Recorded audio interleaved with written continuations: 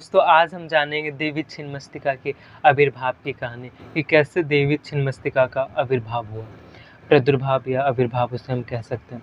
एक समय की बात है, एक असुर था जिसका नाम एकाक्ष था। उसने अपने दो महाशक्तिशाली सेनापति दंतक और बाहुभुज के साथ स्वर्ग लोक पर आक्रमण किया।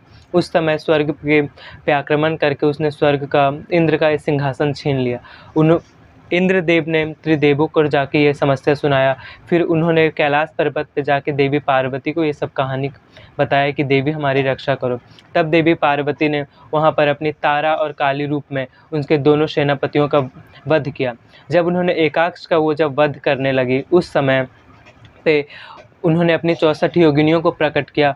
और जब उनकी 64 योगिनियों ने एकाक्ष का वध किया और सभी सेनाओं का अंत किया, तब उनकी रक्त पिपासा शांत नहीं हुई। उन्हें और रक्त चाहिए था। इसलिए देवी ने कहा कि अब तो असुरों का संहार हो गया, अब आप तुम सब शांत रहो। पर उन्होंने कहा कि नहीं देवी, हमें रक्त चाहिए। तो माँ ने कहा कि मैं जब समस्त संसार का भरण पोषण करती हूँ तो तुम्हारा क्यों नहीं। तो उसी समय देवी पार्वती ने अपना ही सर काट के उससे 3 रक्त की धारा बहाई। उससे 1 रक्त की धारा स्वयं पी और 2 रक्त की धारा से उन्होंने अपनी योगिनियों को पिलाया।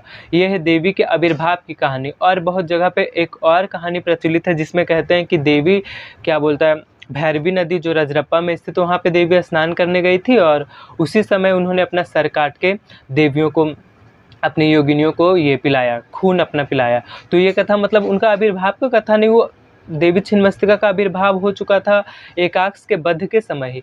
फिर से देवी ने अपना उस रूप को प्रकट किया क्योंकि उनके दोनों योगिनियों को रक्त का पान करना था, इसीलिए।